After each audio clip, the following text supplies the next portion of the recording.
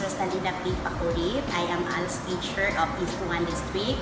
I am now 9 years of service in ALS.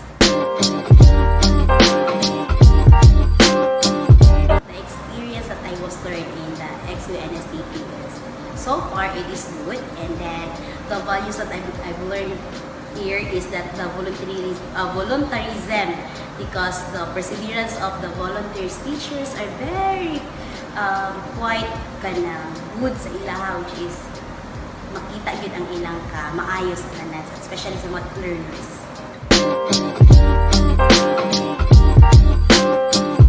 Okay, Merry Christmas to one and all, and advance Happy New Year!